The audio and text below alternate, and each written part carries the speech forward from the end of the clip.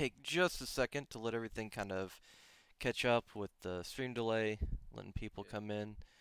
But so you just came straight from work. Yeah. Actually, I got work. I had to work like an hour or two ago. Oh, okay. How long have you been working third shift? 5 years, I think. Really? So Yeah. do you like it? I prefer night shift. Yeah. Okay, that's awesome. I have a friend. He's also a streamer as well, Barry Mays, and for the longest time he did third shift as well, and he really enjoyed it. He said mostly because it was usually a smaller work pool, so you usually had one manager to answer to instead of five or six, and usually had 4 or 5 employees that you had to work with depending. So, Yeah. uh, I work as a what do you I call it fancy janitor basically, but I'm the custodian. manager. Yeah, custodian. I'm the supervisor of my cleaning group, of Oh, okay. my cleaning crew, and we that's what I do as a job. So I don't really have to talk to anybody. I don't like have to listen to anybody, but do have to give orders out and stuff, which is Okay. fun. I am gonna say you probably need to turn. Yeah, because I got you maxed. You probably need to turn up your mic just a little bit.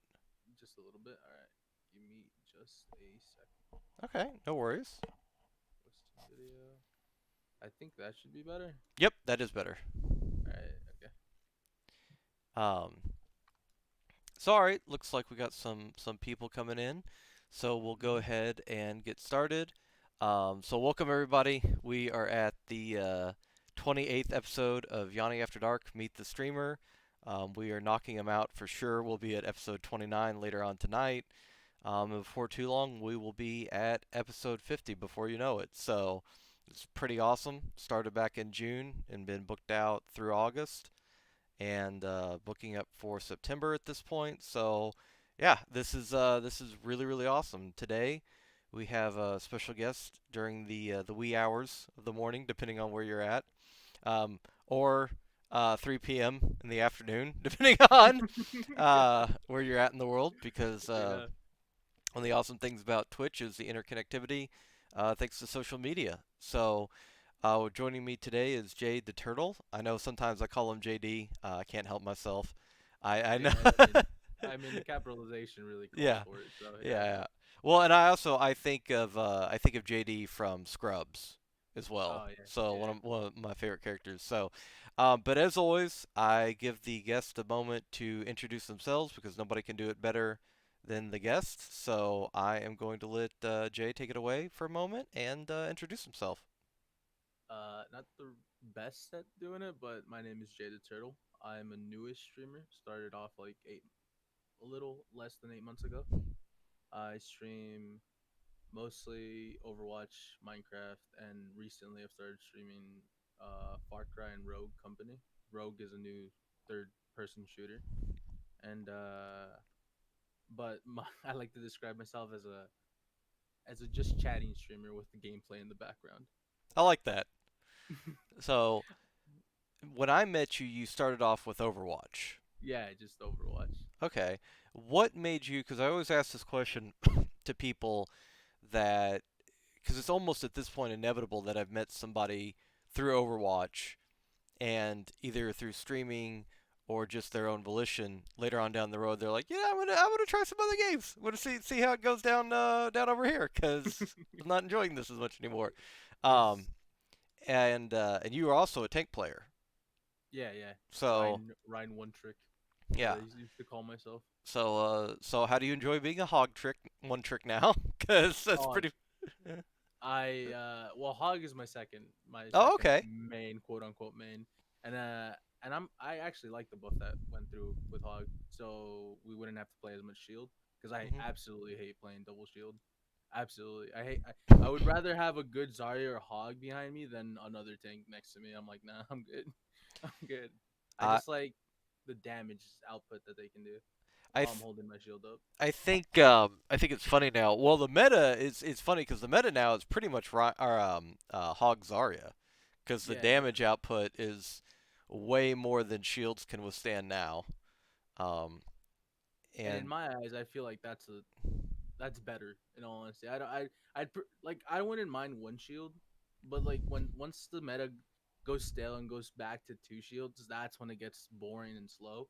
And I like high pace gameplay. I don't like just waiting around corners or waiting for someone to make a wrong move. I like W King. It's what I do. I W key in every game, even if it costs me the game. I just walk forward and swing my hammer as Orion. I know I have to hold my shield every once in a while, but yeah, yeah, you can't get a KD if you're holding shield. Um, but I think that it's funny because we had Rickles on last night and Agua before that, and both of them play Overwatch. And Rickles is still pretty much exclusively an Overwatch streamer, and he plays in high masters to GM, uh, roughly around the range that he consistently plays at. And we were talking about it last night. He called it the East Coast Special, where you don't know what they're gonna pick for tanks because West Coast at one point had all the pro players. So when you got yeah. to a certain range, you would always have scrim slash meta picks. And East Coast didn't have any really pro players, and so they didn't give a crap. So you'd see like Ball Hog and Ball Zarya and Winston Ryan and all sorts of a hodgepodge of That picks. in itself, the whole East Coast West Coast thing that you said Hmm. is so weird to me because I'm so used to like the East Coast players being the like the pros and the best players. The West Coast is usually like there's good players on West Coast and there are pros, but they're usually in like I used to play Fortnite a lot. Hmm. Ill Fortnite, am I right? But and most of the pro players are on the East Coast for them. Well, like West Coast is known as the lesser of the coast for NA. So Okay. that alone is surprising to me. Which I mean, it's good. I like it. But I don't know. It's interesting that there's a dichotomy there Yeah, because a lot of times um, West Coast pulls doesn't matter what the sport is, they pull more the pros because they have more money because I mean most of the time the higher cost of living and all that stuff, they can charge more per ticket for stadiums. They have more celebrities out west, so they can I mean usually anything that's comparable would be like New York, Chicago, stuff like that, but for the most part when you're getting into LA and all that stuff, that's where you're going to be pulling most of your money for sports teams. So it's interesting to have like you said, to have um, a sport where, or a game, I should say, in a particular sport where East Coast is dominant. And yeah. but I think also the pandemic really kind of shook things up with that because now everybody's staying at home anyways. So all the No pro, one wants to go outside. Dude, yeah, I don't want to go outside. well, all the pro players are locked in a room. I mean, they're not even in a stadium anymore. I mean, they were starting to build these stadiums, and now they can't even use them. Yeah, yeah. Dude, I mean, fucking COVID sucks. Let's be, Yeah. COVID sucks. I mean, to me, I'll be honest. I've like stayed indoors even before COVID, so it didn't really bother me as much. But I understand like all the people that are going stir crazy right now because of like the regulations and how you need to stay indoors to be safe and stuff like that. I get the stir craziness, and it sucks for the pro players that they did want to participate in the arena, right? In the Hmm. arena, and I don't know. Well, It's just I think it's funny because I I don't know. It's gonna sound kind of hilarious, but I don't know of another way to describe it. As an introvert myself, like I don't want to go outside, but damn it, I want the option to not go outside. Like I don't want to be locked in. Like I don't want to be forced into. Like it's not my choice anymore at this point. Like yeah. I want to I tell you, completely get that. I want to be able to like open the door and go not today, and then just shut the door back. Like, but I can't even do that now. Um, I mean, my parents used to call me weird and stuff because I used to stay indoors all day, and now they don't even do that anymore. They're just like stay indoors. Make sure you stay in here. Make sure make sure you don't go anywhere. And I'm like, okay, I already did that, but it's cool. I get it. I tease my mom. I tease Mama Yon because she used to be, she comes from an entirely different generation where it's not in any way, shape, or form her fault, and I have a complete understanding of this because somebody who's in their 70s, you talk about making friends online, and back when they were a child, the internet wasn't even it was barely conceptualized, let alone an actual thing. And by Yeah, the time that they were, um, let's say 30, uh, then you still had a very select 100,000th of the population even having access to something like internet. It wasn't even internet so much as networking, and then they didn't actually get real good internet until they were in their late 50s. Um, yeah. so My mom's on the younger side, so she's in her 40s right now. She still has trouble understanding all of this, like streaming, just internet in general. So I have to explain a lot to her, like what I'm doing, why I'm talking to myself on the microphone, why I'm looking at the camera weirdly, and stuff like that. I I told Rickles last night that Mama Yon, when I first started doing this, she's like, now how do you know these are real people? I'm like, I don't know how to answer that. Like, like I was like, I talk to them. Like I was like, do you think that I just have like I was like, do you think that they're bots, like robots, There's or just like robots yeah. online talking to you. I created a population of several million bots to entertain me solely on a like what type of Lex Luthor shit is How smart do you think I am, mom? Come on, yeah. relax. um but it's definitely interesting to see that that two separate realities there. But I kind of want what I wanted to kind of lead into with that is that for us, we actually have this ability to still connect with people even though we have the pandemic. Yeah, And Twitch is an interesting platform because it allows, connectivity that I really don't think that anything has come around like it. Like, you know, uh, Facebook. I'm old, so oh my, I remember MySpace. MySpace was starting to go out uh, when I was old enough to have decent internet, but it was still a thing. Um, and I it think was MySpace was dead by the time I had internet, like actual internet. well, I can't remember his name. Well, Tom is his name. I can't remember his last name. It's the guy Um, that started. Yeah, started. He's the one friend everybody had. Um, by the way, you were a jerk if you got rid of Tom. I'm just saying. Um, I don't make the okay, rules. I don't make the rules. Uh, listen, all right. It's the first. That's the first thing I did when I made my MySpace account. I was like, nope, no, thank you, who, no, thank you. who's this weirdo? Get off my timeline. Um, But he sold it for several $100 million, and then like got out, and like he doesn't have anything really to do with social media at all. And I'm like, that's the dream right there. That's the American dream. He like created something, and then he like washes Pontius Pilate washes his hands He's of like, it. I'm out of here. Yeah. Thank you very much. I have Um, nothing to do with that anymore. but how somebody that's and of course I'm not saying this to pick on you, but a different perspective I think is invaluable.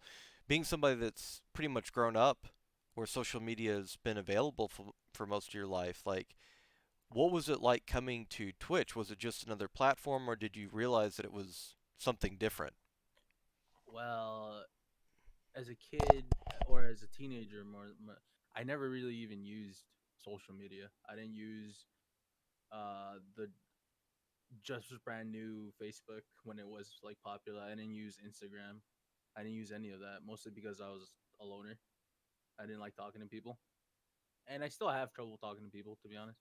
But when I came on Twitch, it was because I wanted to see people game and I wanted to have fun with them, and I started to interact, and that's why I fell in love with Twitch, to be honest, because it's just a bunch of people watching other people do stuff, and and and as I can't, I'm not really good at interacting with people offline, or even or even on one to one. But when I'm in chat, it's completely different. Like I can say anything, I can type anything. Well, within reason, of course. I can't like say certain things and stuff, but I can relate to people on here more than I could ever relate to someone on Instagram or Facebook, in my opinion, or Twitter for that matter. Like Twitch just gives me more options and has more a diverse community, I guess, that Okay. revolves not just around video games, but like watching people talk, or it's just community based, which is what I'm into. I I'm not really look at me guys. I'm a pretty person, or I'm funny. I'm because I'm not funny at all. But yeah, that's why I Not like true. it. Not true. Okay, all right. All right. um, you are the prettiest funny person I have ever met. um, Okay, okay. Well, no, and sorry. In all seriousness, I mean, I think that what you're getting at as far as the community and all that. That's kind of the core belief I think of a lot of people that I've done this interview with. And I also think that there is one of the things that people kind of undermine a lot of times is that the way that Facebook works or even Twitter or is that you don't every interaction in Twitch is a live interaction almost exclusively. If somebody hmm comes to your chat, they're talking to you live and in person, right? I mean, well, I yeah, should say but I mean they're talking with you, you know, they can communicate with you one on one unless you've got a sprawling screen of 30,000 viewers and it looks like the Matrix. yeah, But yeah. they they are able to communicate with you, talk with you, whereas Twitter, Facebook, Instagram, it's almost like somebody leaving a note in your mailbox, you know. And I think that when you have, if somebody comes by and they're like, "Hey, I don't like that thing you said," or "I really like this thing that you did," it's one of those passing moments where you can engage in a conversation afterwards where somebody just leaves a note in your mailbox and I imagine you go to your mailbox and you pick up a note and it's like, hey, your cookies suck. You're just kind of like, You're just like, oh, yeah, well, yeah, okay. and you kind of that thought just kind of because you can't ask that person like, who are you, what the hell, like, Who are you? What are you doing to my what? yeah. Why? How'd you get into my mailbox? Thank you Yeah, very much. how'd you get into my mailbox, how'd you get into my pantry, who is Wait a this, second. How do you know my dad? food sucks? Yeah. um but you see this and there's not really, it kind of just sits there and either for good or bad it just kind of percolates, it just sits there and kind of festers or you completely ignore it. Whereas you have in Twitch you have like I said, like live feedback, and some people they would take that as purely a negative because they like to collect their thoughts, but I also think that human interaction isn't just you comment, I get back to you 3 days later with a response. I think human interaction is having a live dialogue or discussion or talking about, feelings, things that bother you, things that make you happy, and kind of out loud brainstorming, if you will, like working through things as you're talking. Yeah, absolutely. And like as someone who struggles with social anxiety, I thought I would dislike Twitch a lot more than I I do. I love Twitch. Like I thought that having people look at me play video games and suck at them, and also talk to me while I'm like trying to game, would be as difficult as learning something difficult. I don't know, physics. Right. But it wasn't. It was great. I love the interaction with people. I love that's why I stream. I don't stream to just play a game and so people can watch me, right? If I wanted to do that, I could just, record it or something. I stream so I can talk to chat while playing video games. So I have someone to talk to while I'm doing it. Like that's why I stream. I don't do it just for the video games. That's why I call myself the just chatter with with video games in the background. It's I like chatting with chat. Chat is my favorite part of Twitch. Not the video games, not personalities. Well, I guess personalities, but chat is my favorite thing about Twitch. Now, when you came to Twitch originally, did you have any aspirations to stream, or was it more just hanging out and getting to meet people that had common interest, or? Well, before when I was younger, I started like a YouTube channel or a Twitch channel with some of my friends, and back then, sure, that there was an idea of streaming for like as a career, but it's not really a career right now. It was more I started streaming one because I was playing video games and I was bored anyways, so I was like, Mhm. okay, I'll just do this, get something out of it, and because I wanted to make friends. Because again, I'm not good at socializing outside of the internet with actual people. So I felt whatever. I'll stream, and if people come and watch and like what I do or what I say, they'll talk and chat, and I'll make relationships like that. That like have people. The lazy man's way of making friends. Have people come to you. You know. Well, That's why I started streaming.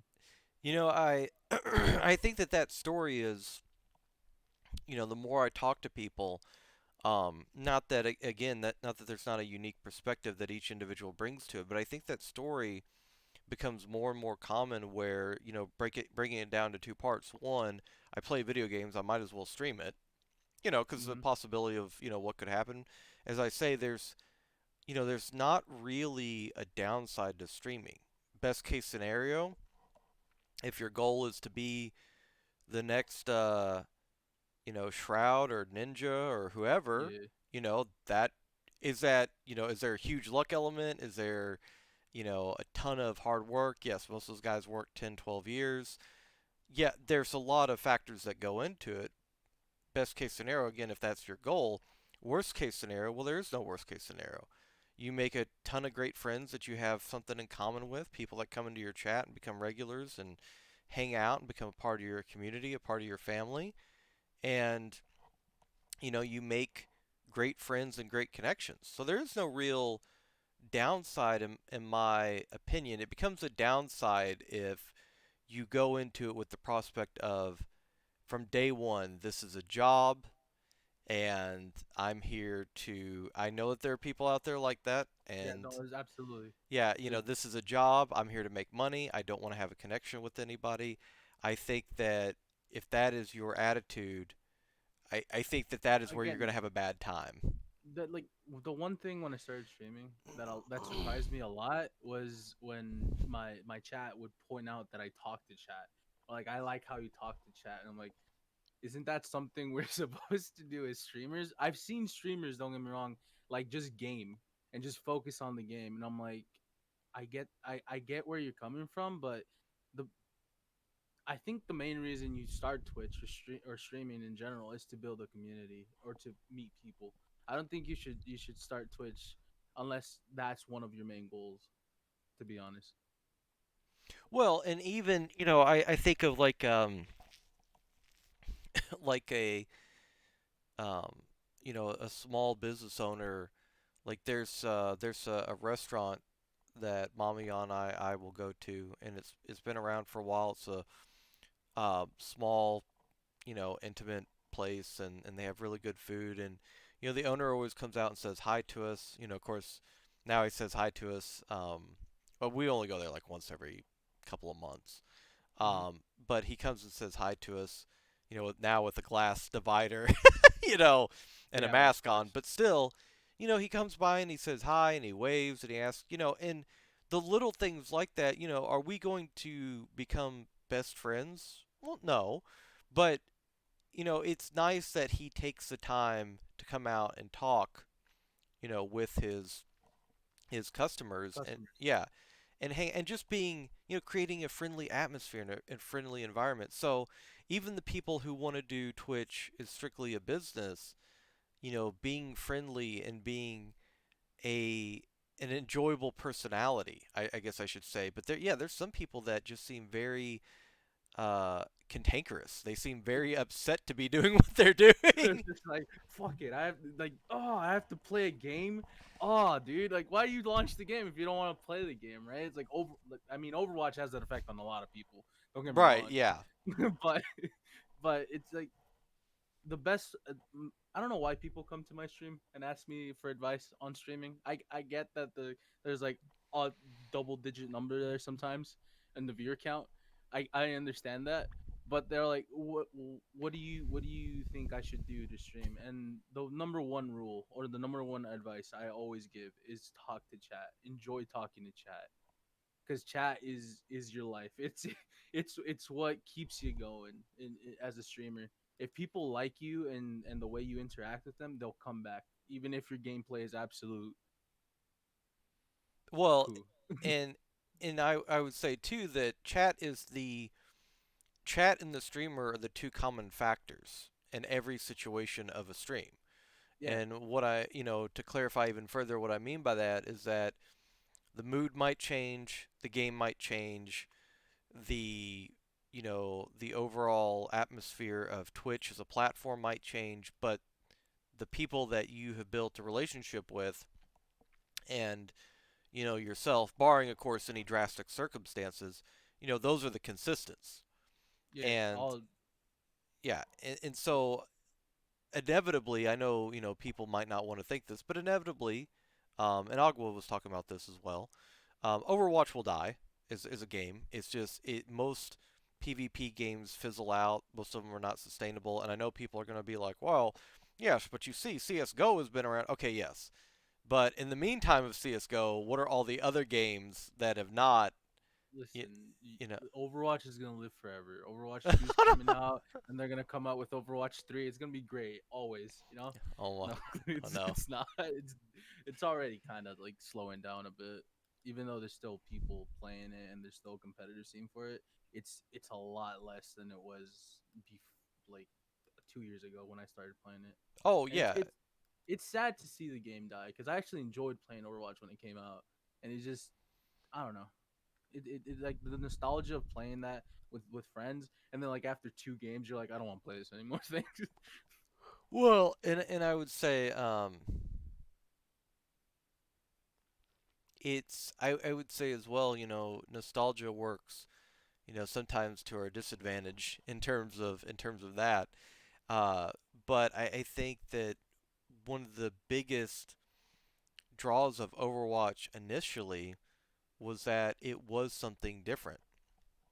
You had Winston, who was the complete, I've said before, he's the complete antithesis of what you think of with a tank. I mean, Ryan, you think of as a tank, this big, brawly character that soaks up damage, has a Armor and shield, stuff. yeah. Yeah. Um, and Winston, YOLO's into the back line. I mean, he's not supposed to if you have a good Winston, No, but but listen, yeah, but that's he the best jumps. way to play Winston. Yeah, he jumps into the back line, and he tases people. I don't know, no, don't tase me, bro. Like he jumps into the back line and he just, he shocks people. Zaps people. It just zaps people. Yeah, he kills them at a pace, slow enough for them to think about their life decisions. Um, Pure pain. yeah, Basically, Winston is evil, is what you're yeah, saying. well, I mean, you've seen his rage form. He's got anger issues. Um, but yeah, so it was very very different, very unique. Some of the other games that you mentioned, a lot of games with big starts and some with longevity, especially a game like Minecraft. What's the draw for Exactly. you for a game like Minecraft as opposed to Overwatch? Minecraft, basically you can just do anything. There's like mods for it. You could like the fact that you can mod Minecraft means you can do a lot with it. Not just with the core game. Even though the core game itself is fun. Like if you like survival on its own, once you play through it, it might take a while to come back to it, but when you come back to it, it's like it's fun again. I've played survival and I beat the Ender Dragon. I beat every boss like I don't countless times. Wait, hold I up. There's a survival mode in Minecraft? okay, all right. It's fun. It's just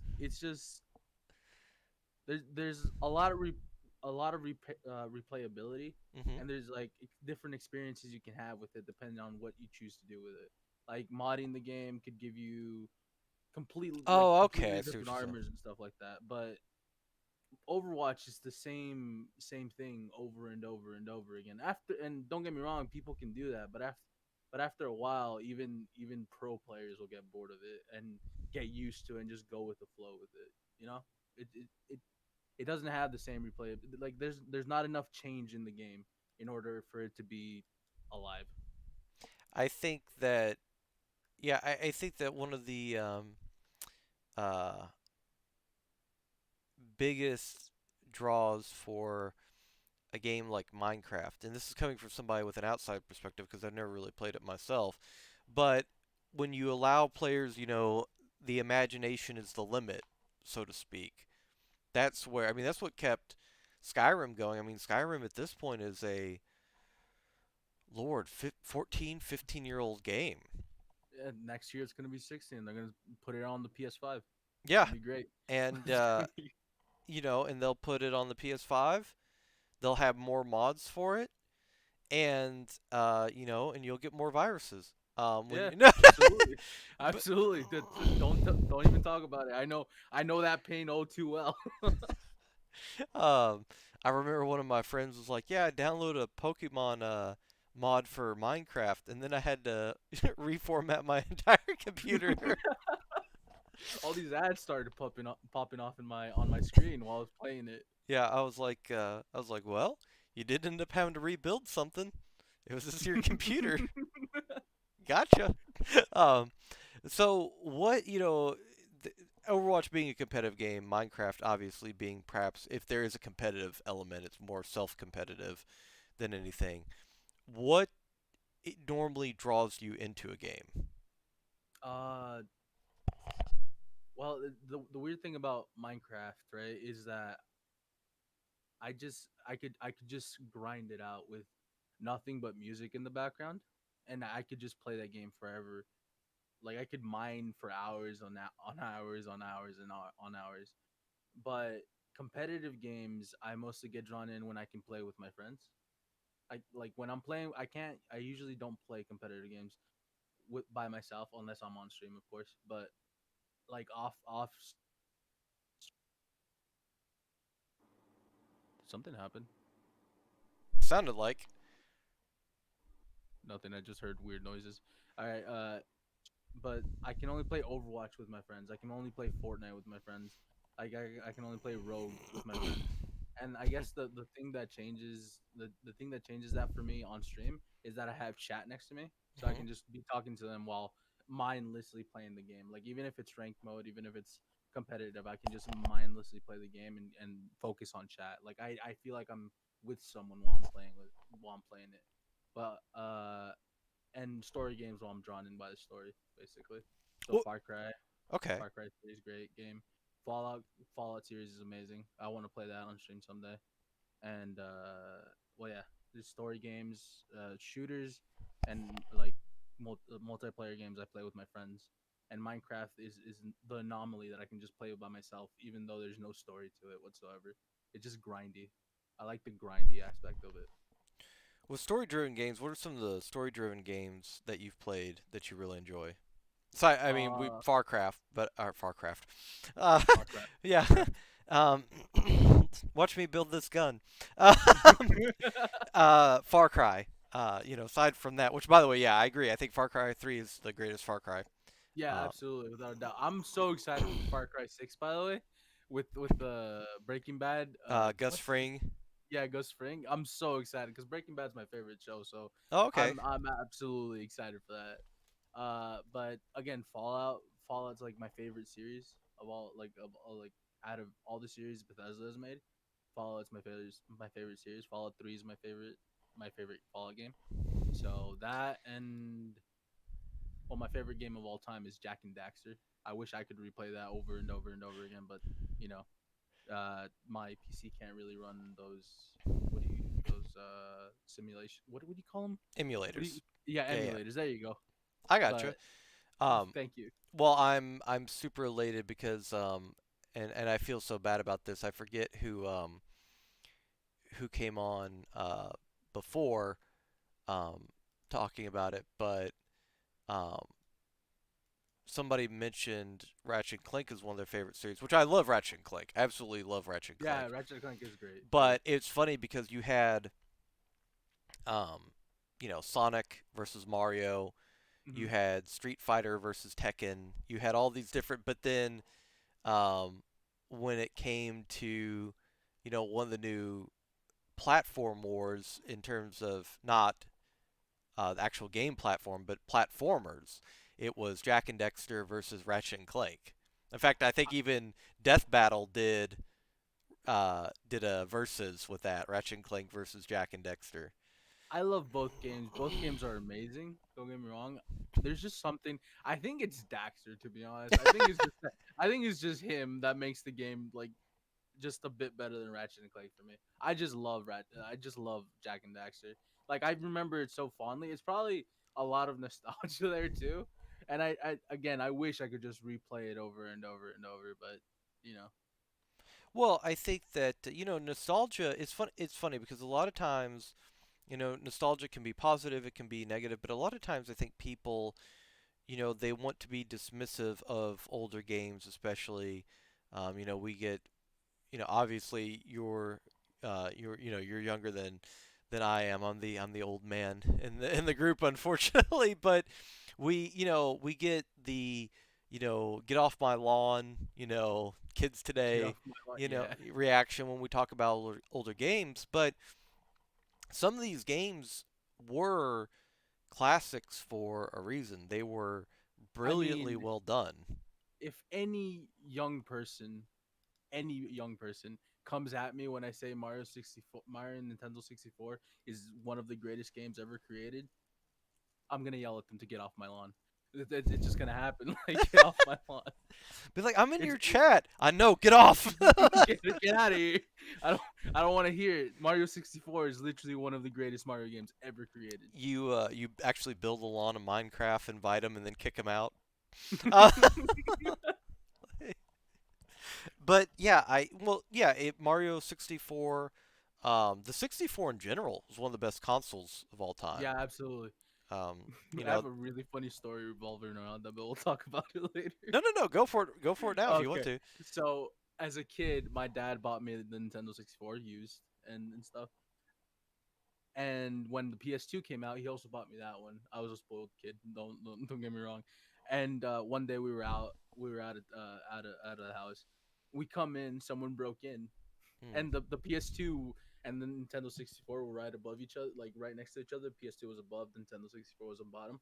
And the person that came in that broke into our house took the Nintendo 64, but not the PS2 that had just come out and that was more expensive. I was like, okay, why?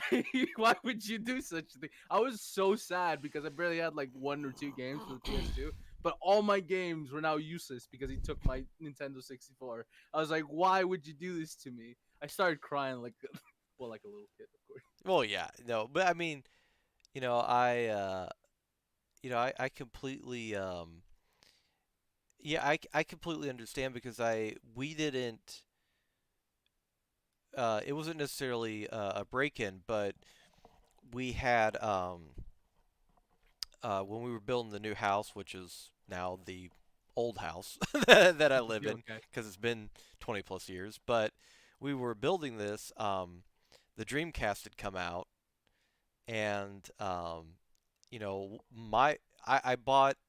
Well, I didn't buy them. My mom had bought me some games for the Dreamcast, and I was never a big sports fan, but I had like the 2K games, like NFL 2K and NBA 2K. And I remember specifically, like, those games ended up getting stolen, and we didn't have a break in, so we believe that, it was most likely somebody that was working on the house. But however it happened, whoever it was, but they didn't steal like the RPGs like Grandia 2, Skies of Arcadia. First of all, here's the hilarious thing. One, those games turned out to be worth about 100 times more than the Why? other than the 2K games. Yeah, Number two, way better games. absolutely. No, I mean, I guess it's because they were sports games, and I Yeah, like if anybody's working on the house, you know they're probably like into sports and stuff. I'm not saying yeah, that's generalizing, but you know, yeah. Well, and and also too, um, I think that those were probably games that also got the biggest press as far as being good games. The other games were very under the radar until we appreciated them later on as Like gamers. like most things, Yeah, we appreciate things after after their but after their prime. yeah, 64. Um, I'm trying to think. I can probably at this point even still name about 30 games, even some of the bad games, right? That Quest 64 and stuff like that. That Uh, you're like, man, this game is terrible. Now you see it being speed run, and I'm you're like, I oh, okay, mean, as a kid, I didn't really like grasp the idea of a bad game. Like right. I was like 5 years old when I had the Nintendo 64, so anything Superman that 64. so anything that grabbed my attention, just playing it on the Nintendo 64 was a good game in my eyes. Like there was this one game about it was a fighting game, and I didn't know how to play video games at the time. I just button mash and I would just press buttons and stuff like that, and I would win somehow. But I'm pretty sure that game was absolute dog.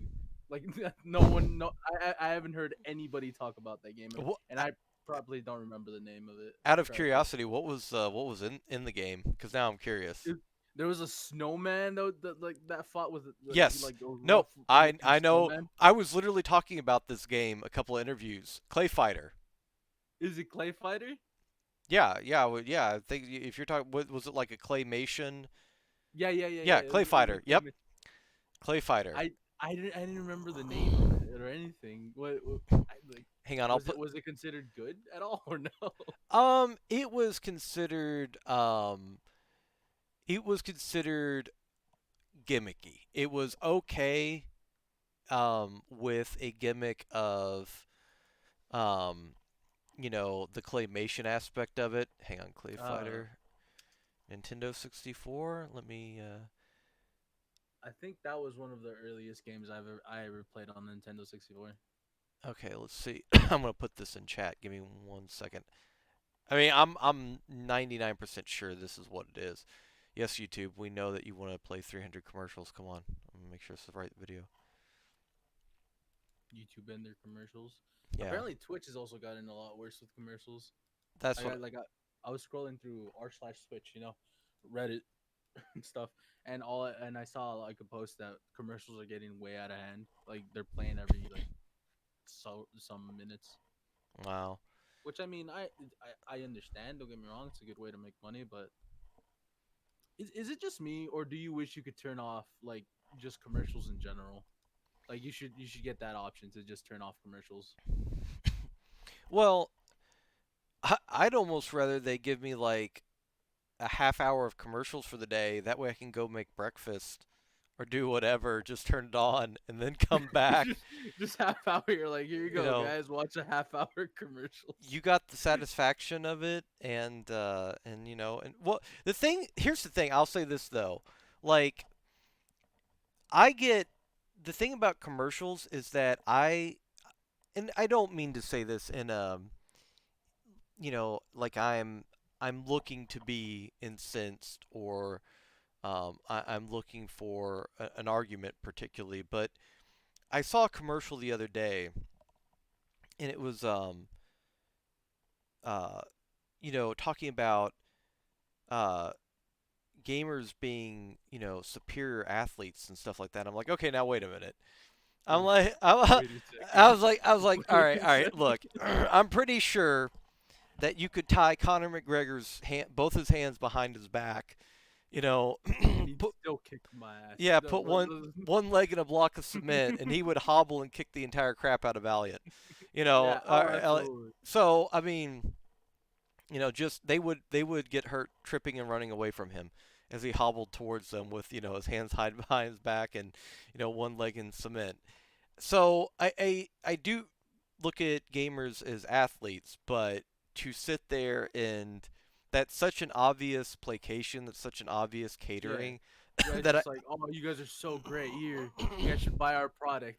Like, no, that absolutely should not be the case. Like, I mean, even in just like regular to regular sports, like boxing to basketball sports, you Right. shouldn't say one is more elite than the other. Like no athlete should be considered more elite than another athlete. They're good in their respective fields is what I would like to say. And Yeah. yeah, gamers are absolutely athletes. You know, it takes skill to be as good as some of these guys are at games, and it takes skill to or it takes dedication to train yourself in to be that good. So I would absolutely, without a doubt, consider gamers athletes. Well, and I sit there and I think sometimes I kind of laugh to myself. I'm like, they talk about, superior athletes, and I'm sitting here, playing video games in a bunny suit. One of my eyes doesn't work half the time, and I got a bad digestive system. I'm like, I do not feel like I am superior. You know, I cannot eat bread. Um, and so it's, you know, it's, I don't know. It's just one of those things that is, hang on, what's it? Yeah, yes, Raven, I have, Raven, sorry, I have indeed slept. I went to bed right after the Rickles interview last night. Um, but I think that it doesn't have to be with commercials, with games. When I played games, I never wanted it to be an us versus them mentality. No, absolutely I not. wanted it to be, you know, inclusive. I wanted to bring more people into, um, playing video games, and I wanted people to, um, I mean, I remember it wasn't quite as bad when I was growing up, but I still remember that there was a stigma if you were playing, I mean, you weren't really allowed to have like obviously you couldn't get out like a PS3 or something during school, but you weren't allowed to have like a Game Boy or something like that or a DS or whatever out during school even at lunchtime. You missed the best Uh, one, the PSP. the PSP. Oh yeah. Um, screw that. I'm getting out the Game Gear. Um, and but we would still play. My friends and I would still play like Magic the Gathering, Pokemon, all that stuff, Pokemon card game. Um, during lunch. And I remember there still being the nerd stigma and all that stuff with us doing that. And I don't want people to go through that. I don't want, to be like, I've been a gamer for this long. Now I get to look down on people. That seems so petty and vindictive. Yeah, And no, gaming should be something that like you shouldn't have to be like expected to game for this long, or there's a quota you need to meet in order to be called a gamer. Like right. gaming, like anybody can game. Pro athletes, the 5-year-olds, like anybody can game. That's what gaming is. Is like that's why I love gaming. It's just anybody can do it. You don't have to be excessively fit. You don't have to be smart. A prime example right here. You can just game if you want to game. Well, and I think that, without plugging like I work for Nintendo of America, I think that's why Nintendo's been one of the most successful companies of all time when it comes to games. Is because they approach it with games can be enjoyable for everybody. I mean, you can take, Zelda for instance, Legend of Zelda, and yes, people are gonna have their favorites. Some people love Wind Waker. Some people hated Breath of the Wild. Wait, people hated Breath of the Wild. Some Wait, people really didn't like the open world RPG mechanics of it. They didn't like, oh, you know, that's interesting actually. they liked the um I mean, Zelda's kind of been open world a little bit, but they like the more structured open world, if that makes sense. So Like, you're still going to from point A to B. yeah, yeah. You're just kind of traversing an open world while you do it, but you're still going from point A to B, kind of Ocarina of Time. Yeah, that's what I hear most of the time when people say, "What's your favorite Zelda game?" And you're like, "It's Ocarina of Time." Yeah, I would say uh, Raven says, "I love the game, but being able to kill Ganon with the broom was a little anticlimactic." Um, What do you mean? The broom's too strong. It just works, you know. gonna Here's what I always found funny with games like that. Um, in particular where you could, like, if you had like a broom or something as a weapon, you could uh, level it up by like taking it to like the blacksmith shop or something. I'm not talking about Zelda in particular, but that was always like really funny to me. It's like, have you been to a blacksmith shop? Like this would like catch on fire immediately. How are you gonna sharpen a No. broom? You know. But it was. I think Ocarina of Time. I would say that probably for me because even though I played a couple Zelda games before that, that was the one that really got me into the Zelda series because that came out when I was a kid. Um, and then, but I would say actually probably one of my favorites is Majora's Mask. Um, Never played it. it was the sequel, if you will, to Ocarina of Time, and it was really really fantastic. But a lot of people, it was divisive because a lot of people didn't like the fact that you're basically on a timer to complete the game, because there's a giant smiling meteor that's going to come and Yeah, destroy. It's a moon, but it basically is the moon from um, what's that anime? I'm trying to think of what it is. I have no idea. Like I remember I like watch videos of it, like speed runs, but I have zero clue what the Soul story's Eater. about. Soul Eater. Soul Eater. Yeah, it's like the moon from Soul Eater. It's just this evil smiling moon that's like coming closer. Um, so there were a lot of people that didn't like it for that particular reason, but I don't know. I appreciate that they keep taking different paths and different chances with video games. I don't want the same thing over Yeah, and over and over again. experimenting. Yeah. That's what makes some games great. Is like not just carbon copies of each other. You know. Um. So when you're looking for a game to stream, your does it have any influence on whether or not you would play it solo or whether you would stream it as to what game you would play? It's just what I feel like doing on that day. Okay. Like there's certain days where I feel like playing RPGs. There's certain days where I feel like just throwing games and competitive, and there's certain days where I want to play Minecraft and just build stuff or walk around and do nothing, as my chat tells me I do a lot.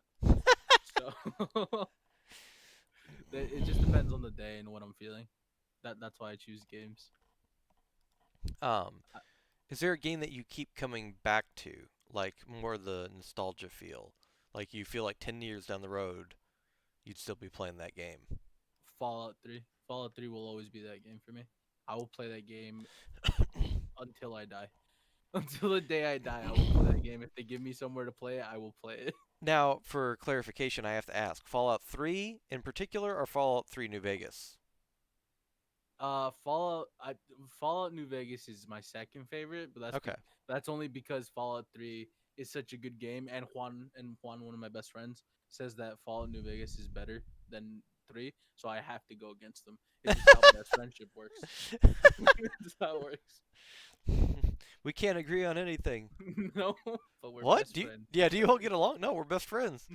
He's just wrong, and I value his friendship despite him being wrong. Um, but I personally would say New Vegas. But the funny thing about it is it's the reason I say New Vegas is because the side missions were what were so good. The main story of New Vegas is not that great. Yeah. The side missions is definitely the thing that people always go back to when they compare Fallout 3 and Fallout New Vegas. That's what they always go to. They're like the side missions are just great. There's like so much more lore and stuff, and I'm like, okay, but main story wise, Fallout 3 is definitely the better game in my eyes. Right. Well, and it's funny because I'm going to be honest. Bethesda, they get. It's not that it's unnecessary criticism. They definitely deserve a lot of the criticism they've gotten, especially over the last couple of years with Fallout Online and stuff like that. But Fallout 76 was oof. It's just all I have to say to that. It's just oof. but I think that they prior to that, especially around the time of Morrowind and stuff like that, they were putting out great games. and even going forward. But main storytelling has never been one of their strongest suits. Like Skyrim, I love that game to death, but the main story of Skyrim is literally a bunch of time wizards couldn't deal with a dragon god, so they sent it into the future, and they said basically, yeet, and they just threw it in a time portal, Yeet. and we're like, the future can deal with it. I mean, that's the best way to do anything. GG's Just time to open a cold one. Like they basically just threw Elder Dragon God that's into what, the future see, because they didn't want to deal with it. that's what we need to do. We need to give all our problems to our future generations and let them deal with it. We just live life right now. It's fine. Oh, Global warming, let them deal with it. It's fine. Doesn't matter. I played Skyrim once, like one time through. I didn't understand the story at all. My like Juan, my best friend, is always like, "How'd you not get it?" I'm like, "How am I supposed to understand the story? But it's just a bunch of timey whiny stuff." I'm like, right, Doctor Who. Yeah. Well, yeah. I mean, but that's basically the gist of it. Once you find that out, like, so the intro is literally this pissed Elder Dragon about to destroy the world, and then he gets thrown into the future. Um, where if there's any political commentary, uh, humans have done a good enough job. Uh, and he's basically like, well, shit. Did I get to do this? yeah, it's been done. I don't need to do anything. My Yeah, job's done. yeah. I'm just gonna scream now. Excuse me. That's Um, okay. but it's and I also tell people since we were talking about Nintendo that Parthunax, the good dragon that's with the Greybeards, the one that you talk to during the mission, the main storyline. Yeah. Him and Alduin, the dragon god that you're fighting, are both voiced by the guy that does the voice for Mario. Wait a second. I didn't know that. Yeah, What? yeah. So you literally He, have it's he's me Mario, and then you have he's Mamma Mia. yeah, and then you have that goes from it's me Mario to Alduin. This like ominous you know guttural, visceral, just roar of a voice. So Yeah, the deep voice from it's a me, Amari. So just the deepest scary voice I can think of for a dragon. Also, Juan's in chat. Hi, Juan. Just wave, smile and wave. yes, Uh, smile and wave, boys, smile and wave.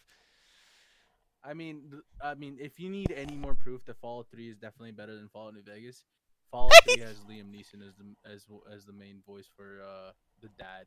So Yeah, but you on that know. on that note, Oblivion has Patrick Stewart. Okay, all right. Well, listen, Skyrim and Fallout, there's a difference. But I, Okay. I want to point out that the hilarity of it is that uh, Patrick Stewart is in it for all of 30 seconds while he goes, "Oh shit, you're the protagonist," and then he dies. It's like you show up and he's like, "Oh, I'm supposed to die now." It's a Shut up, Juan. See, I told you. I have to go against him. Look at him. But um, yeah. and New Vegas has Chandler from Friends. So Uh, yeah, I mean, it's Chandler. It's not Joey. It's not even Joey. it's Come not on. even. Come on. Wait, It's not even wait a minute Joey. now. Um, New Vegas is best Western RPG. You cannot change my mind. I actually never thought of it as a Western RPG. Um, yeah, I mean, I guess with well, it depends on how you look, because I mean, you would say that Red Dead Redemption was RPG elements as well. So I don't probably two more so than one. Um, but as much as I love Red Dead Redemption, I would definitely put it in like a top 100 games, but I don't think I could ever put it in like a top 20. I don't know why. Um, I played through Red Dead like twice. mhm. Yeah, twice I think. And I get why people love it so much. It just feels so forgettable to me. Like I don't. Was it James Marston? Is that his like? Is that the main character's John name or Marston. John Marston? There you go. That like it's just such a to me it's so forgettable. I understand why people like it though. I think Arthur Morgan in the second one was a better character, but the problem is, despite it being a great game, and I don't think it has to be like this M Night Shyamalan like what a twist to make a good game or a movie. But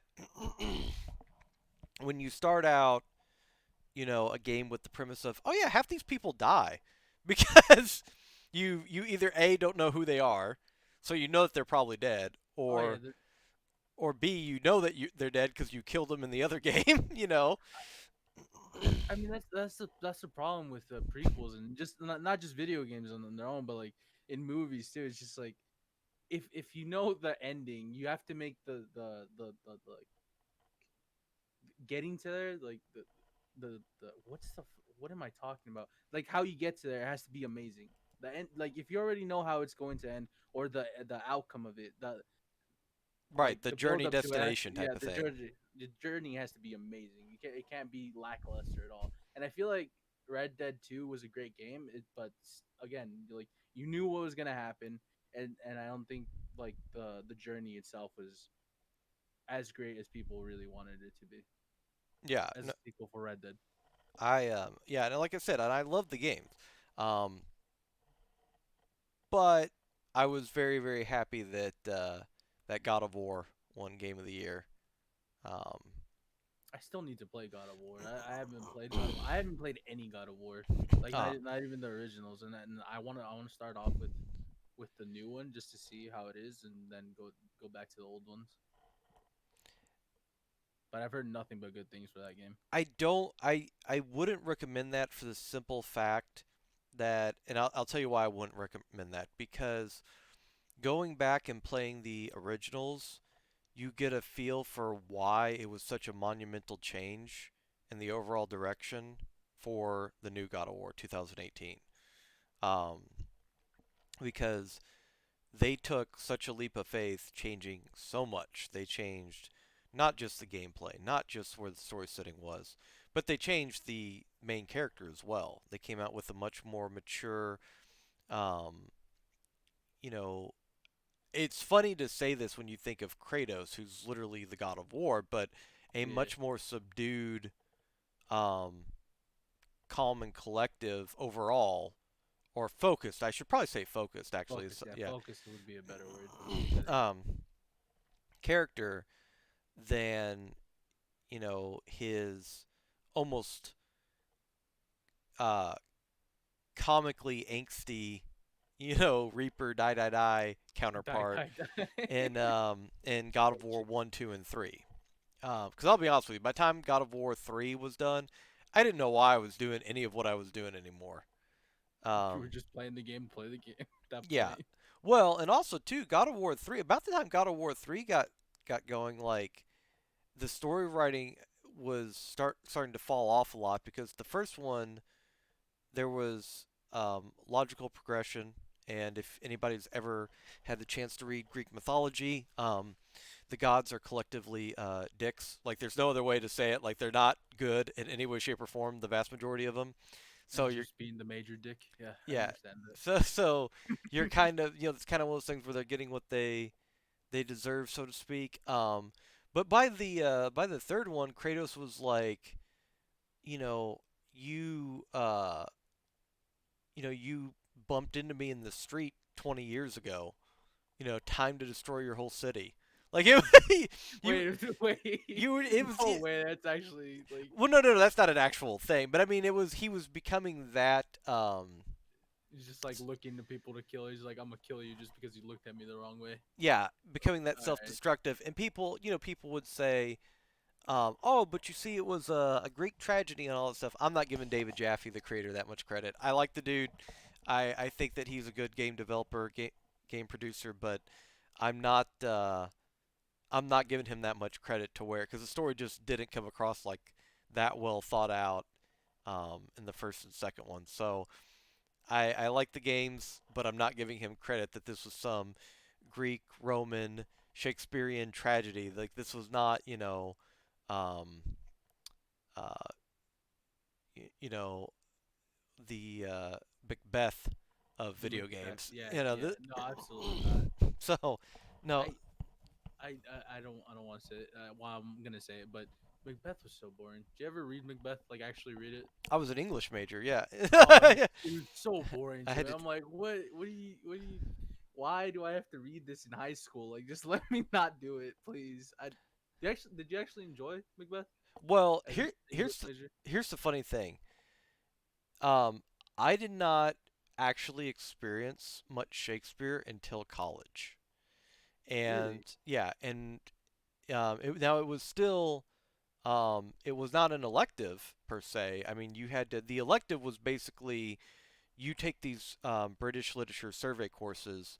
You had to take British literature, American literature, and then you had to take several electives that would fall under like Native American literature, feminist literature, uh, Asian American literature, Yeah. different. So you would have to you had your set courses, and then you would have to take electives that fall under these different categories.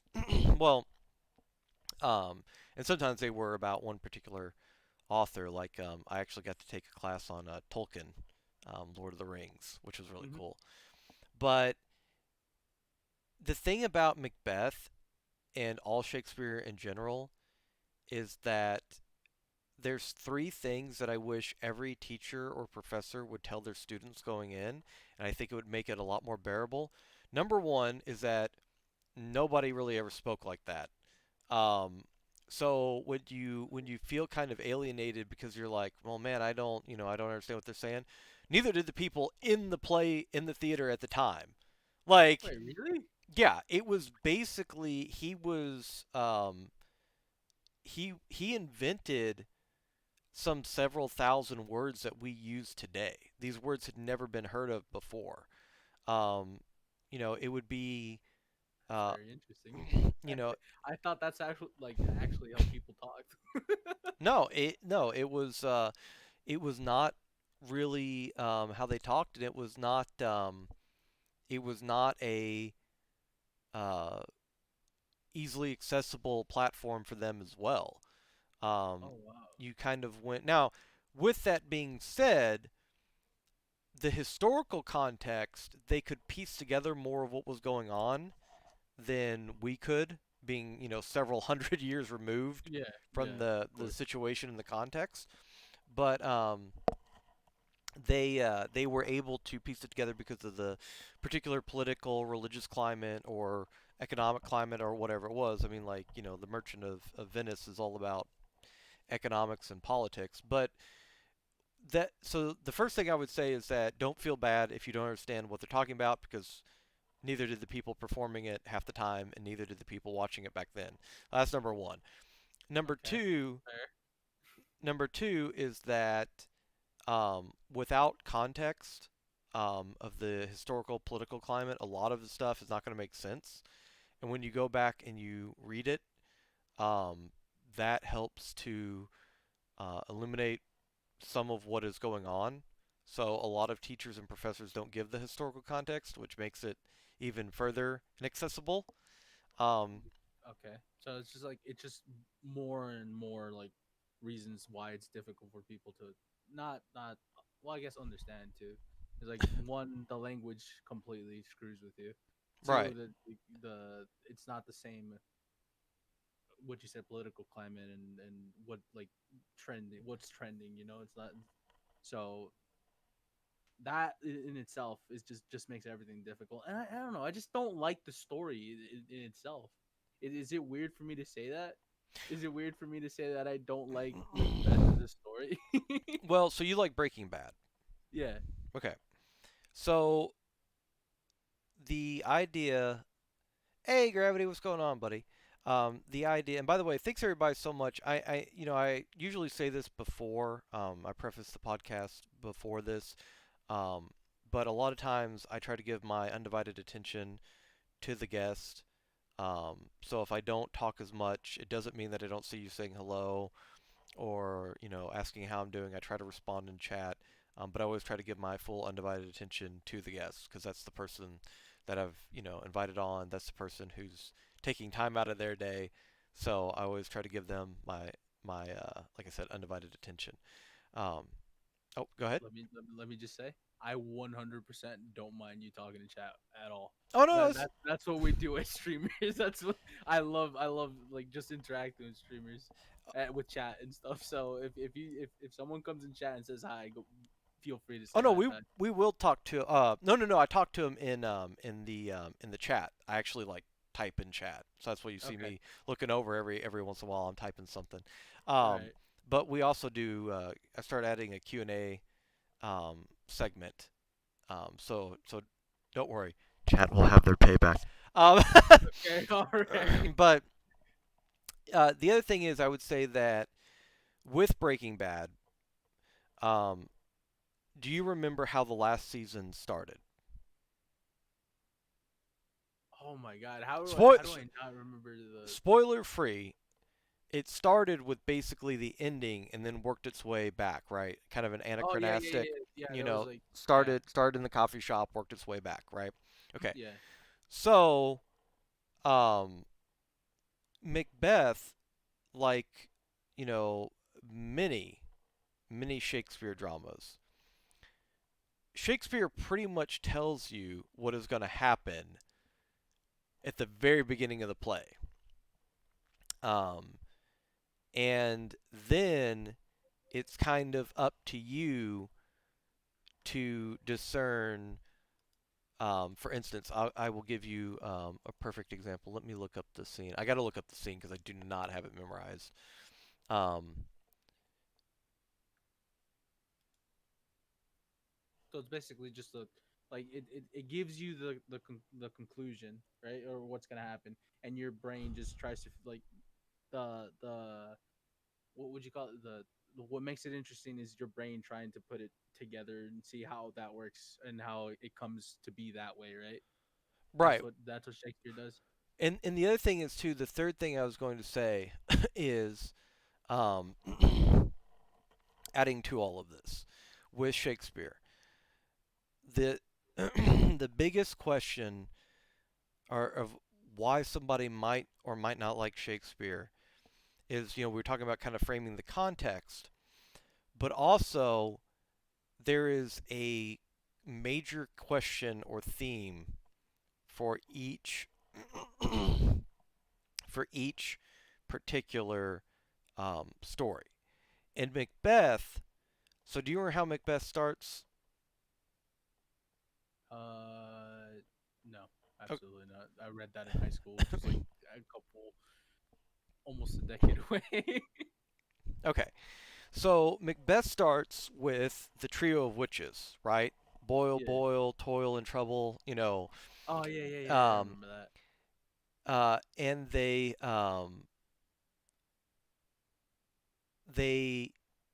begin to talk, um, with Macbeth. They plan a meeting with him. Um, and they tell him about McDowell and, his right. Macbeth will become king. He will rise to power, and then his reign will end with a traitor, etc., etc. And Mm-hmm. then the whole play proceeds where Macbeth has all these little machinations to rise to power, and then after he gets in power, he's paranoid because the other part of the prophecy is he's going to be taken out of power. So Yeah, then by he. the traitor. Now, the question to enjoy Macbeth, the question is, did all of this happen because the witches actually prophesized it, or did it all happen because they made him paranoid, and thus it became, as the term, this is where the term originated, self-fulfilling prophecy, The right? self. Yeah, yeah, yeah. So, basically, it'd be the same thing as if you were to, analogous to you're worried about being alone. So you're so worried about being alone that you become so overbearing to, various friend groups that you end That up becoming alone because they don't want to hang out with you because you're calling just them, always. yeah, at 3, 4, 5 in the morning to talk to them for 3 hours, right? I can relate to that. I can relate Well, to no, no, that. I was just saying, that it becomes a self-fulfilling prophecy. You're worried Yeah, about losing friends, you become overbearing or controlling, and yeah. thus you lose friends. And Hmm. that's kind of what Macbeth. So a lot of times, the reason people don't, what I'm getting at with all three of these things that I mentioned, the reason that a lot of people don't like Shakespeare, what I ended up learning was because it is and I don't mean this. Obviously, this is a disparaging comment, but I don't mean it as if it should be the deciding factor of the quality of a teacher, but it is a failing of the teaching and education system. Um, that they did not frame the context enough for you all to enjoy it. Because I think a Yeah. lot of people worry too much about that they can't understand everything. And I'm all for the No Fear Shakespeare books, where they translate it on the other page, kind of what's going on. I wish I had those, to be honest. That would have made, like, I think Shakespeare a little bit easier, but but yeah, you're not wrong. It depends on context and the lesson as well, not just the language itself. Even though the language did make it kind of difficult. Yeah. So I would definitely keep all that stuff in mind. Um, and with that being said, there will be a test on For Monday. having a test. but Your teacher. about Acts 1 and 2. I'm gonna Um, fail that test horribly. oh Thank you God, very much. not even gonna go bother showing up for that test day. Thank Um, you. but yeah, so I would definitely kind of revisit that. But going back, got on the lovable tangents that I love to go on. But going back to streaming, yeah, I'd absolutely love for you to see or to stream the God of War games. I think that'd be really cool to see somebody who hasn't played them before. What other games are you kind of excited about? Well, the one obvious game that I think most people are excited about is Cyberpunk. Of course, I yeah. wanna play that game so badly. It looks so good already. Um, but other than that, I'm just waiting for another Fallout game to come out because I love that series to death. So I just want another good game to come out, like a standalone, like not online and stuff. So um, Rogue Company, the new shooter that I started playing, is something like once it actually starts going and gains Steam, that would be great to see like people play, and I would love to play that game. Is it on Steam? Uh, it's on the Epic Game Store right now. Damn it. Damn it. We missed the joke. Okay, we missed the opportunity. You're Yeah, saying yeah. against I Steam. got. How I understood. Look, I we don't have to understood. laugh, but I just want to make sure that the joke is out there, okay? I We don't understood. we Don't don't have to worry. laugh. I will not accept pity laughs in this stream. Um, but I think that um, it's really cool to hear about the potential of um, uh, the new potential for revitalizing any type of competitive scene. So, can you talk about Rogue Company for a little bit? Like, kind of explain. Um, So I've had people compare it to Gears of War. I compare it a lot to CS:GO mostly because of the bomb planting aspect of it. okay, You have a bomb. There's two sites where you have to plant. Or Valorant, you can compare it to Valorant too. It's third person, which is kind of weird. You can switch your either to your left or your right shoulder, and different characters with abilities and stuff like that. So it brings it's a different take. In my eyes, it's a different take on CS:GO, and I like it because it's a lot more fast paced than CS:GO has ever been for me. And like I said earlier in the stream, I like fast paced games. I don't like slow games. I don't like having to check every single corner. I don't like having to wait for the enemy to make a mistake. so you're not a I Valorant fan. No, absolutely not. I dislike Valorant. Okay. I tried it. I thought it was cool because of the abilities. It's like CS:GO with abilities. It was too slow paced again. And Bro Company. I haven't played like there's no competitive scene for it. There's not even a competitive mode for it, like ranked mode. So I don't know how the games would be for that. But like the games I've played right now are fast paced and the abilities are fun and skill based. So Well, to be fair, I mean, since we were talking about Nintendo and 64 a little while ago, I mean, there wasn't initially a competitive mode for um, Smash Brothers. Um, and I always tell people that's one of the greatest documentaries of all time, especially in the gaming scene, in my opinion, is the Smash Brothers documentary where they talk about making it into a competitive game because Nintendo was honestly one of their biggest obstacles against that because Nintendo did not want it to be a competitive game at all. That's Yeah. I mean that's one of the most interesting things to me. Like when the game company itself, like the game developer themselves don't want it to become a competitive game, even though in its core aspect it is a competitive game. A fighting game is competitive in its nature. So Nintendo trying to stop it from becoming like a competitive or a game with a competitive scene is mind blowing to me. Well, I think from their perspective, I can't. I'm not going to put words in their mouth, and I can't. Um, I can't say for sure. I can only speculate, but I would assume that the reason that they didn't is because you know once something like that gets out there, you have to basically take ownership of it because it's got your name on it as a company. And they were worried probably initially because it might have made the game inaccessible because like we talked about before, their whole shtick is that we make games for everybody. Yeah, And if they made a game exclusively for highly competitive people, and people could say, yeah, but there's been sports games on Nintendo. Yeah, okay, for sure. But, you know, that is they still weren't the initial big scene for that. That's something they've recently caught up to, and honestly, probably within the last 7 or 8 years. It's like not been that it's been a while, but it's not been that long. It's not like I mean Xbox and PlayStation were creating like LAN parties and stuff like that. You know, as soon as they came out.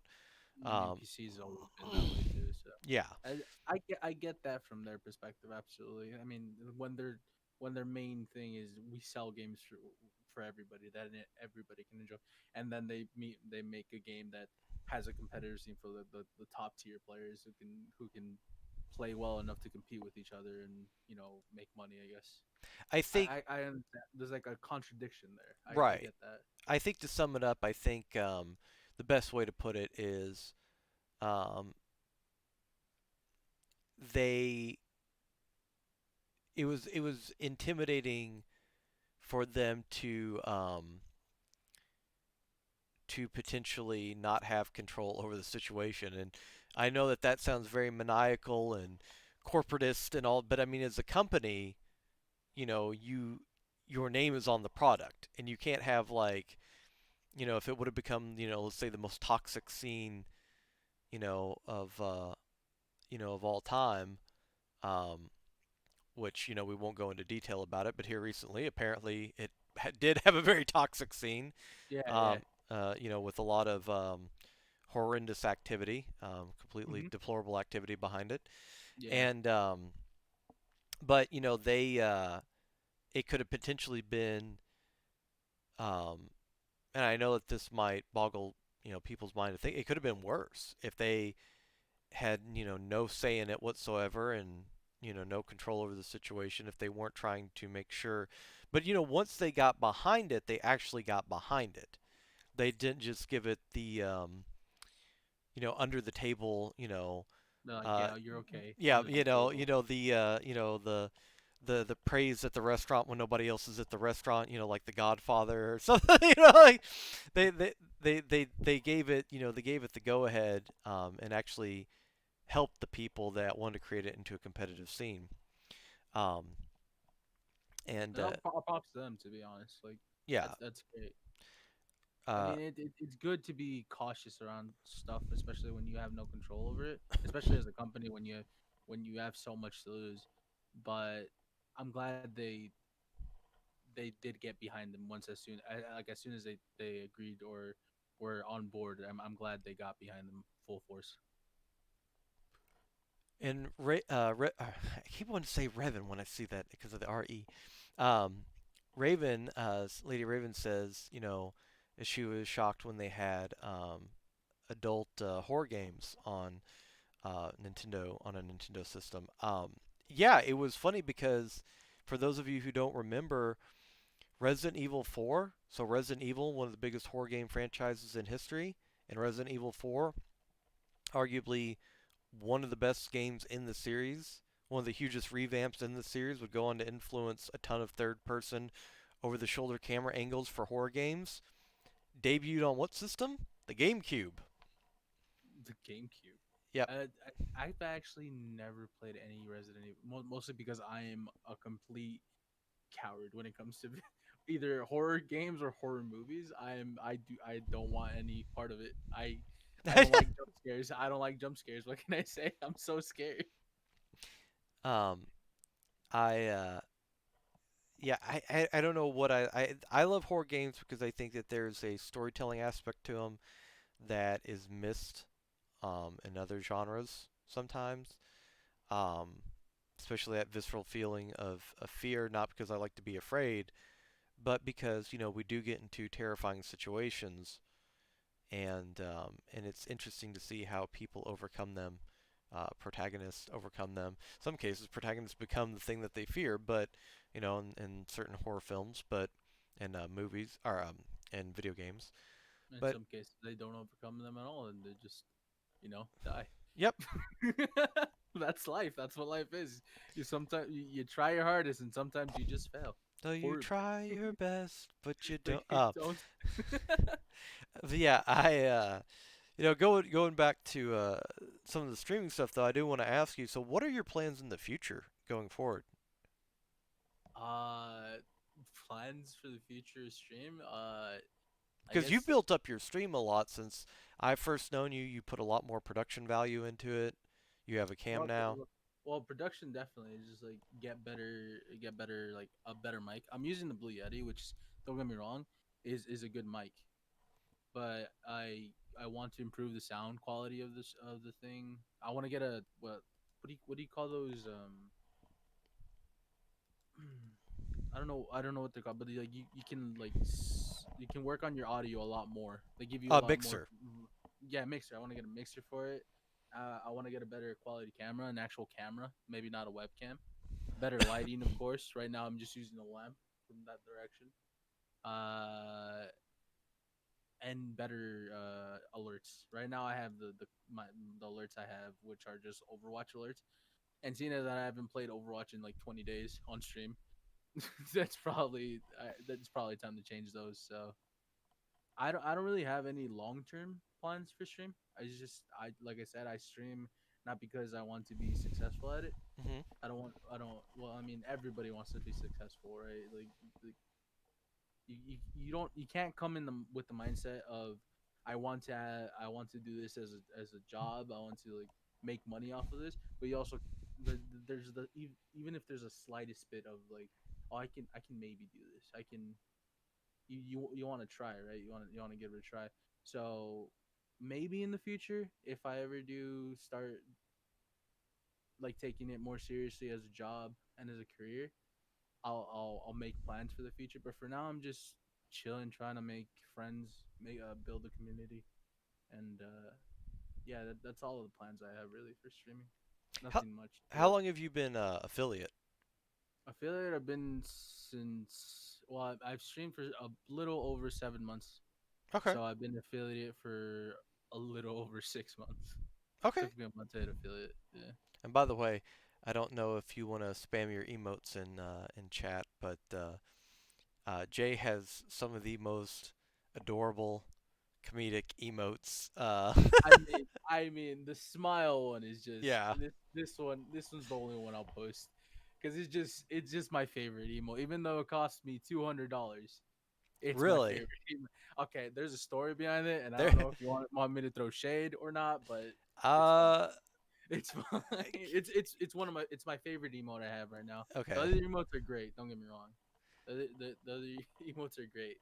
But that one is the OG smile because I say smile a lot whenever I'm saying something sarcastic. I So got yeah, yeah, because he's kind of got like a "this is fine" smile. this Uh, is fun smile. yeah, this is fine. Like there's a fire in the background. This is Yeah, fine. yeah. Um, let's see here. Yeah, okay, so yeah, I haven't seen some of these. So these newer emotes are um these are super adorable. Yeah, I mean they were Who did these? it's just Fiverr artists. Okay. Yeah, I went to Fiverr looking for the best artist I could find for like that I'd like, and I came across this person called Amunet on Fiverr, and pretty cheap too, pretty cheap, like $10 per emote. So Less than two hundred that dollars. yeah, less than $200, which was impressive. I don't know how people do that much work for less than $200. So I like I don't know like I the okay, so the story, I'm not gonna say any names. I'm Yeah, gonna go yeah, in. yeah. If you want to tell the story, not say any names, I think we're But good. the story is with the smile is that I had five emotes.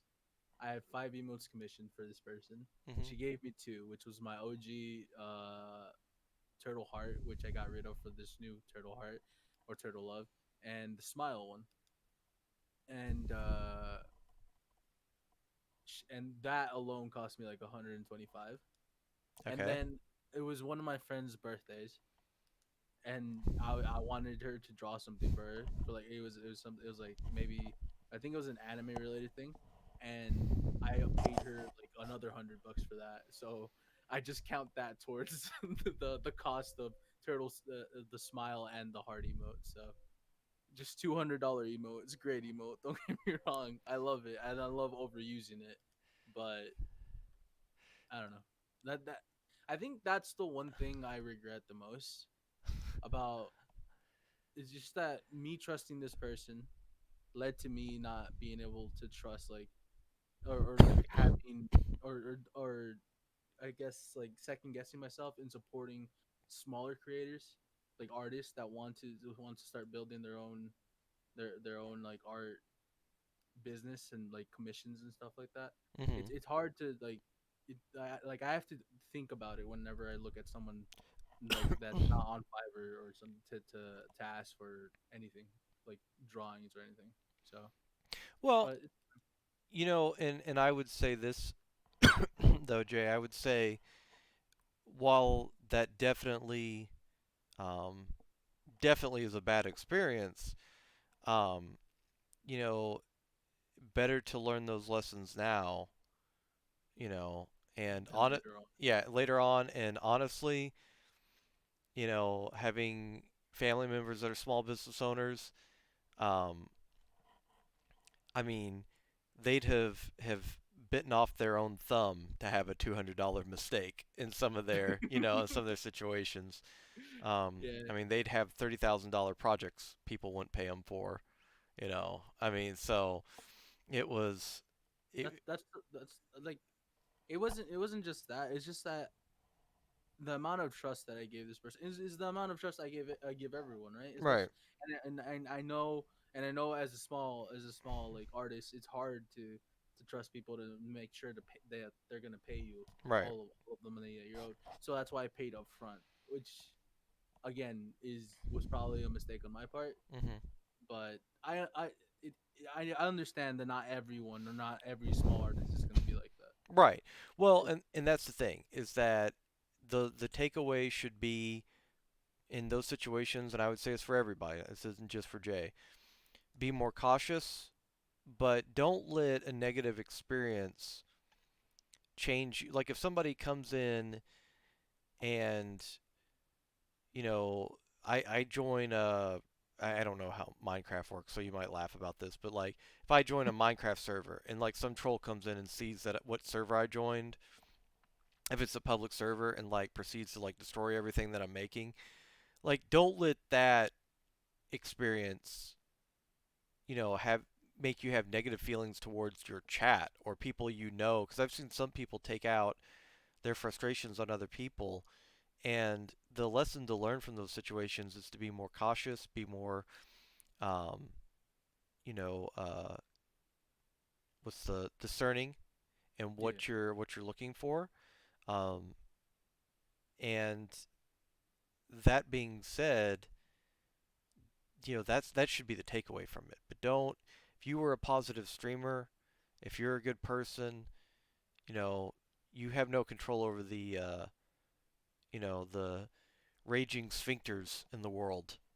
Don't let them, you know, That's a way to put it. Don't let them, you know, ruin your day. Yeah, they might, cause an issue here or there, but so that's what I would say. So I'm happy that, you continue with another artist and it looks like you found a great one.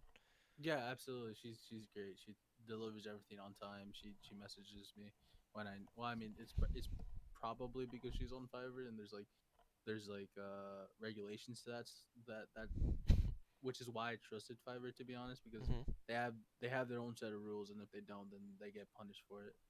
But maybe in the future, hopefully in the future, I can trust a freelance artist, and I can support small creators like artists that to for my art, my channel art and stuff. But for now, I think I'm gonna stick to like Fiverr and stuff.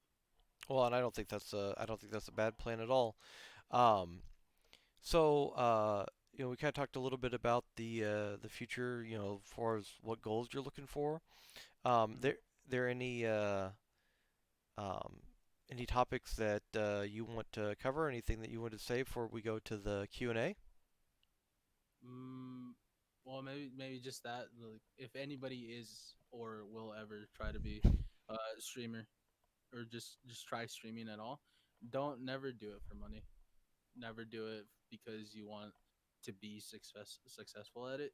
Well, I mean, you can do it for that, but focus on community first. That's the only thing. And I'm almost sure that you'll love Twitch and streaming as much as I love it. And I would say that I wholeheartedly agree with that. But number two, um, I would say as well that not only do I agree with that, but I think it's imperative to know that if you are going to try to do um, this professionally or make it, you have to always be realistic, pragmatic, however you want to phrase it, but you also have to continually be working on something, you know, be goal oriented, make strides. We talked last night with Agua and Rickles about consistency.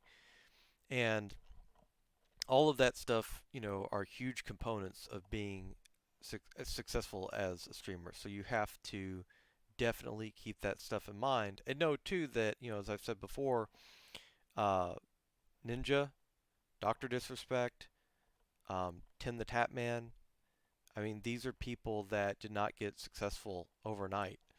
They got successful. Well, Dr. Disrespect, his success is coming just like the last couple of years, but he'd been streaming for 10 years. And same thing with Ninja.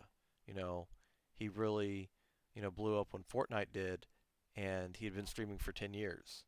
And I know that Tim the Tapman's been streaming, I think, for about 10 years.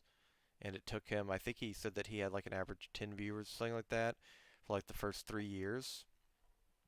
So it definitely don't do it for the money. Do it for the friendships and relationships that you build. Do it for building a community.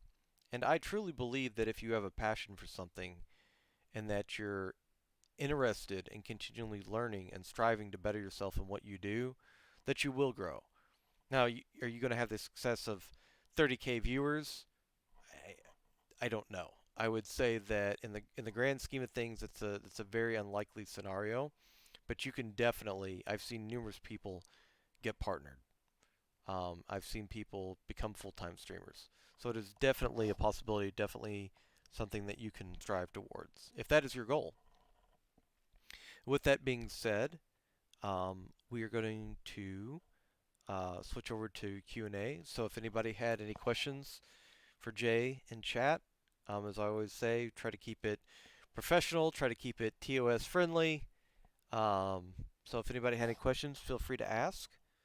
And we'll wait just a moment, see if anybody has anything.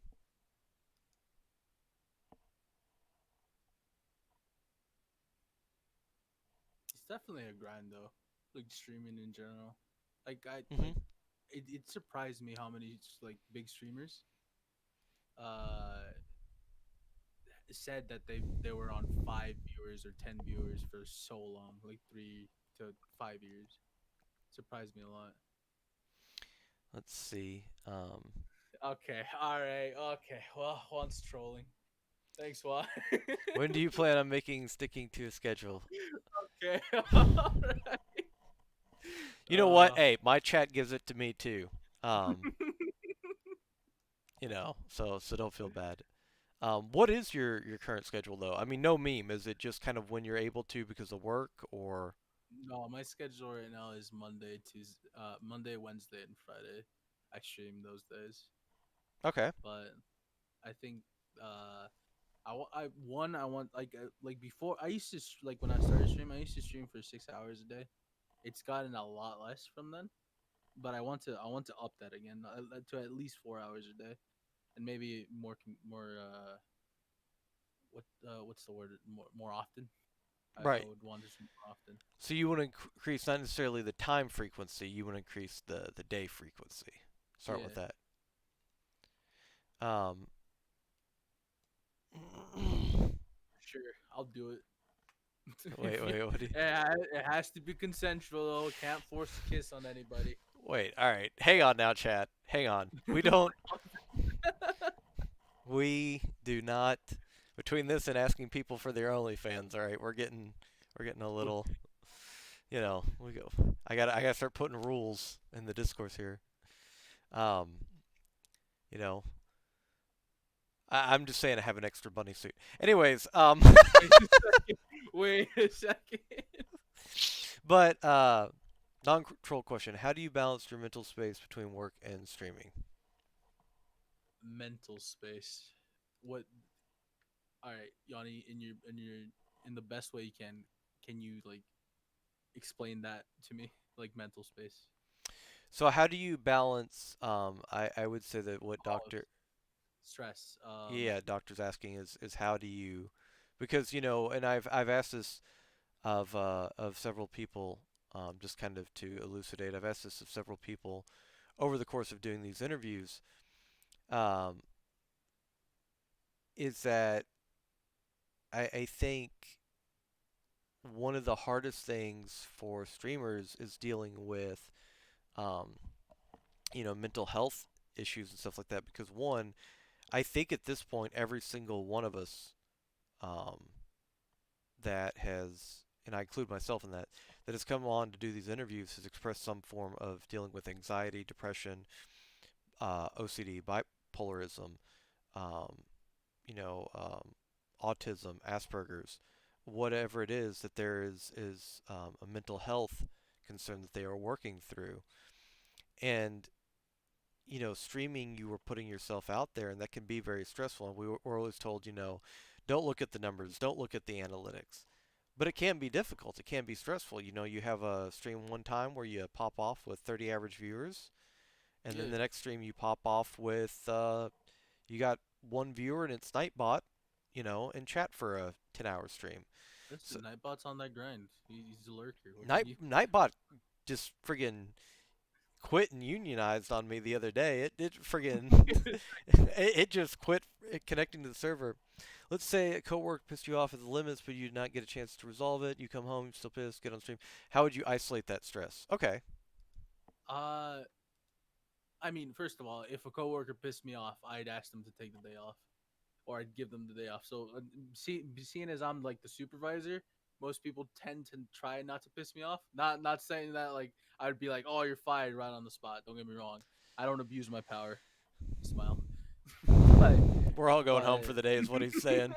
That's what's happening right now. but if I I I tend to not get pissed off at coworkers. If anything, the stress of just like being it's not really stress, but being tired after work and that feeling like if I feel too tired, I just won't stream because I won't be able to bring the energy to that I want to stream. Like the fact that I am so chill with streaming and I only do it because of friends and I don't really plan on doing this professionally or as a career means I can take I don't feel too guilty about taking certain days off. Right. That's like I know that's not the most professional way to deal with it, but if I feel like it necessary for me to take the day off, I just take the day off. Well, and I think that is completely sound reasoning. Number one, and number two, I would add to that, that I encourage people to, listen. If this isn't, you having four or five family members to take care of, a mortgage, et cetera, and this is where your income is coming from, feel free that if you, and even then, there's still streamers that will take days off for mental health, physical health. Um, it's not just about even necessarily being at your best. It's about the fact that, this is mentally and physically taxing. Not that it isn't, an absolute pleasure to hang around people in your community, because it is. I never worry about the community when I'm streaming. It's never been a worry for me. But it is a worry about, me getting stressed about how I'm performing in a game, or worried about my own health issues, Yes, or yeah, or looking over, um, and worrying about. Oh, sorry. that Go ahead. game on its own will just stress you out like Yeah. all day, any day. So Even if you're at the best, it'll make you angry. yeah, I'm so angry. What did you do today? I played Junkrat. Don't know why. He's 6'5" and it doesn't make any sense. What the? Wait, is he actually 6'5"? Yes.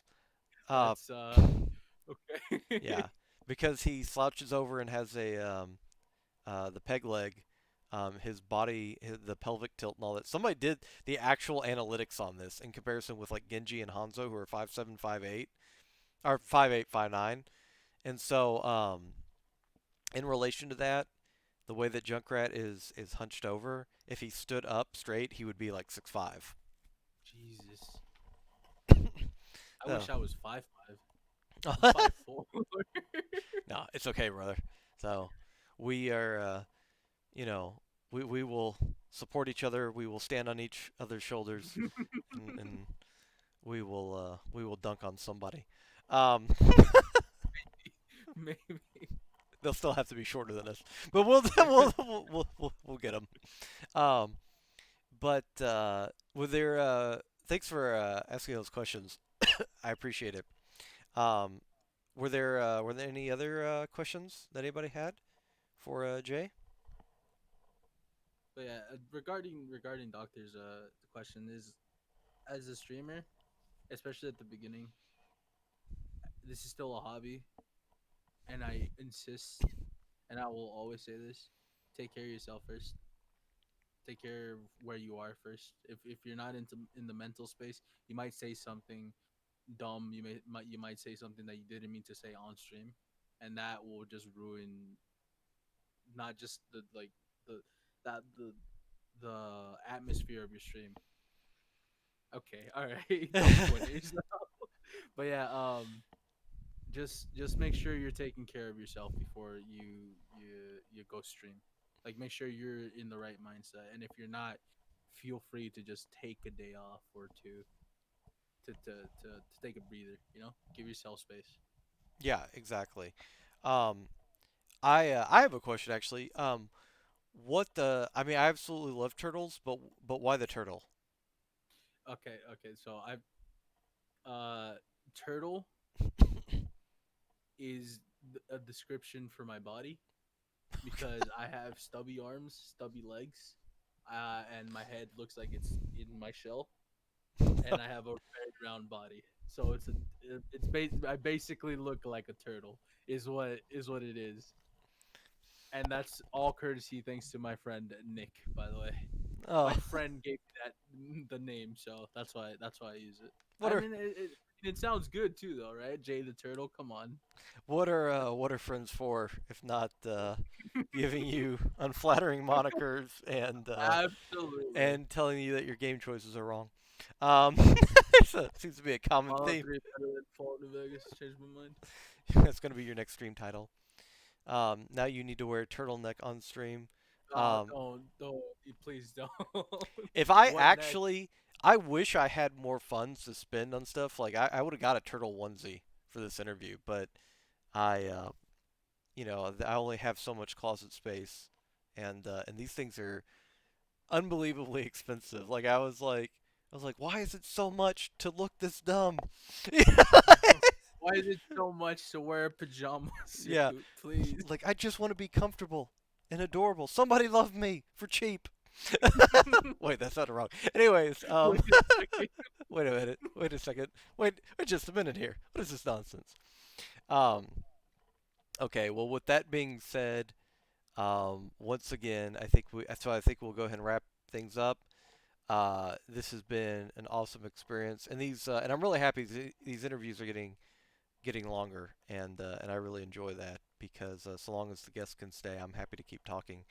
And I think it's awesome to get to interact with people, get to meet people, and it gives you all the chance, like I said before, this gives you all the chance to meet people that you might not have had the chance to meet because I've known Jay for a little while now, but because Twitch's algorithm is so screwed up, there's a lot of you all that might not have ever met him, and now you get the chance to see how awesome he is, and it's a really wonderful thing to get to do. So I'm happy to talk to people, and I'm glad that we've been able to go pretty long on this. So, with that being said, um, as always, Jay, we when we do the outro, let you pick who we raid if you're not streaming yourself.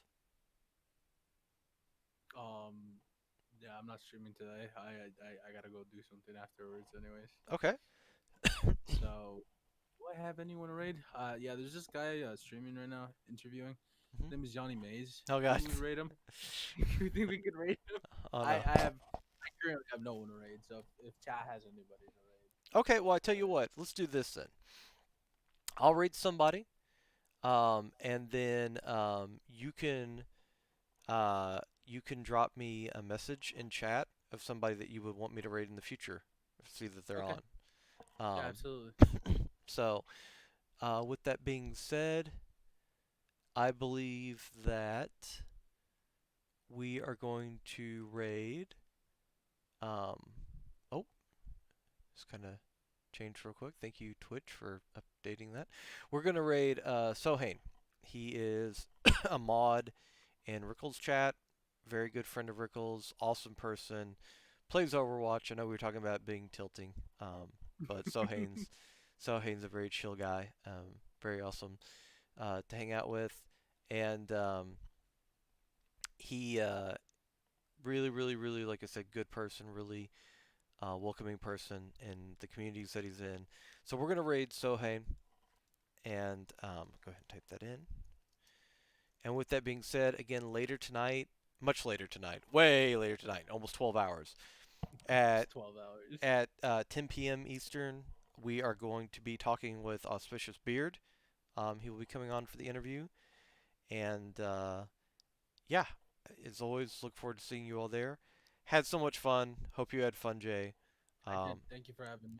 this was an awesome experience as it always is. These have been wonderful to do, and I hope to do many many more. Um, and yeah, so for everybody that stayed in chat, asked questions, drop follows, anything like that, I have the alerts off. So if you did, thank you so much. Really sincerely appreciate it. I know a couple of you all joined the Discord, so thank you all so much for that as well. And again, we will see you all later on tonight. Oh, and one last note, as always, videos will be left up for your viewing pleasure until Twitch decides that they expire randomly, and then they will no longer be up. But the interviews from last night and a couple weeks ago are still up, so definitely be sure to check these out if you had not seen it or if you came in during the middle of this. Be sure to check it out. And with that being said, we will catch you all next time. And love you all, and have a wonderful rest of your day. So, bye everybody. Hi, everybody.